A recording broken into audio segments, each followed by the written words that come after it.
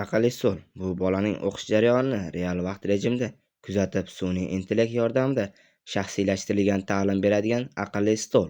Qurilma bolaning holatini, diqqatini va qiziqishini aniqlab, o'quv jarayonini samaraliroq qiladi hamda ota-onaga muntazam hisobot beradi. Aqlli stol ta'lim texnologiyasi va sun'iy intellektning birlashtirilgan innovatsion yechimidir. Bugungi kunda bolalar bilim olishdan ko'proq chalg'iyapti. Telefon, planshet va tashqi omillar ularni diqqatini bo'lib yubormoqda. Sinfda yoki uyda o'qiyotgan bola haqiqatan ham darsni tushunyaptimi yoki shunchaki vaqt o'tkazyaptimi? Buni ota-ona bilmaydi. Ta'lim tizimi esa hanuz hamma bolaga bir xil yondashuv asosida ishlaydi. Holbuki har bir bolaning qobiliyati, qiziqishi va o'rganishi tezligi har xil. Kimdir esa yaxshi tushunadi, kimdir ko'rib, boshqasi esa takrorlash orqali.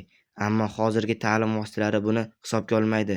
Eng katta muammo shundaki, bola yolg'iz qoladi. Uni tushunadigan, yo'l yo'riq beradigan va real vaqtda yordam beradigan tizim yo'q.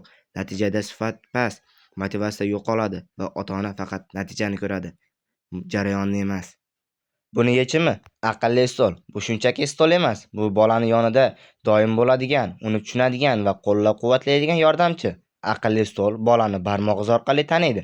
Uning holatini kamera va sensorlar yordamida real vaqt rejimida kuzatadi. Agar bola chalg'isa, noto'g'ri o'tirsa yoki darsga e'tibor bermasa, tizim darhol buni sezadi va muloyim tarzda yo'naltiradi. Sun'iy intellektli yordamchi bola bilan ovoz orqali muloqot qiladi. Darsni uning qiziqishiga moslab tushuntiradi va murakkab mavzularni sodda qilib yetkazadi. Bola biror narsani yodlamaguncha yoki tushunmaguncha aqlli stol uni tashlab qo'ymaydi, motivatsiya beradi, qayta tushuntiradi va o'rganishiga jarayonni qiziqlashtiradi. Eng muhimi, ota-ona endi taxmin qilmaydi. Aqlli stol bolaning o'qish jarayoni, yutuqlari va qiyinchiliklari haqida real vaqtda aniq ma'lumot beradi. Ta'lim shaxsiylashadi, nazorat kuchayadi va bola o'qish majburiyat emas, imkoniyat sifatida ko'radi.